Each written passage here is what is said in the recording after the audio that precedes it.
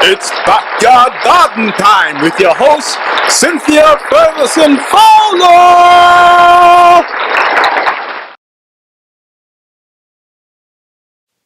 I grow many fruits and vegetables in my garden every year, but very few of them have been as indigenous to the Bahamas as the cassava.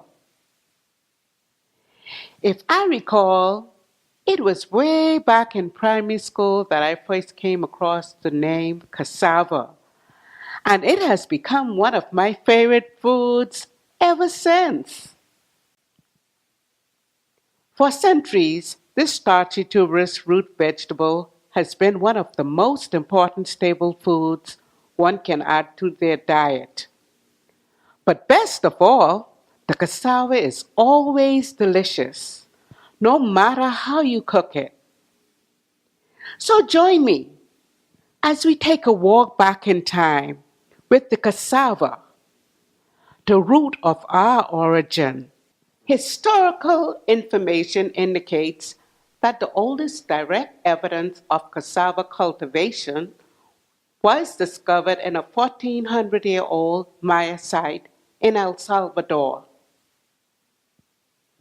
It is likely that it was perhaps from this region that the Lucayans introduced this vegetable into the Caribbean and the Bahama Islands. It was not until the 16th century, however, that the cassava was introduced into Africa by Portuguese traders from Brazil. From here, the plant was later introduced into Asia and Thailand, where today these countries have become the world's largest exporters. Cassava is often known by several names.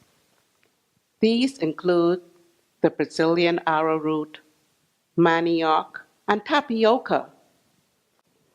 In many countries, the cassava has been referred to by some people as yucca, while the Spanish word for cassava is pronounced yucca. The yucca is in fact a fruit-bearing plant. The cassava is a tall, semi-woody perennial shrub that can grow anywhere from 7 to over 15 feet high. The plant also has a few stems with reddish-brown nodes that sparingly branch out. The outer bark of the tree is usually smooth and can vary from light brown when young to a yellowish gray in color.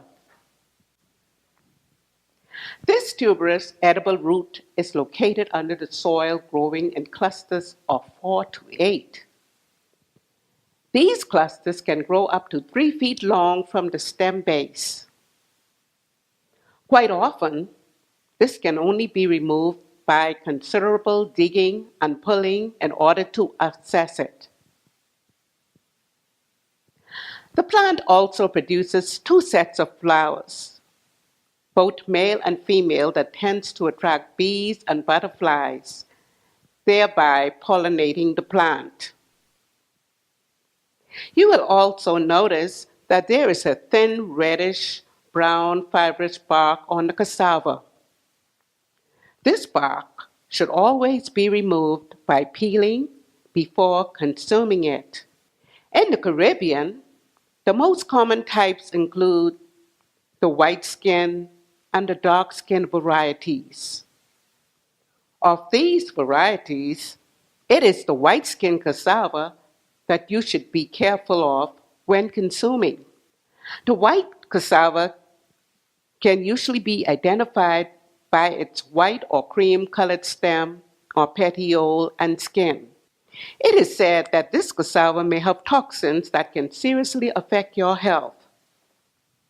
To avoid these toxins, like in most foods, this type of cassava should be properly prepared before consumption.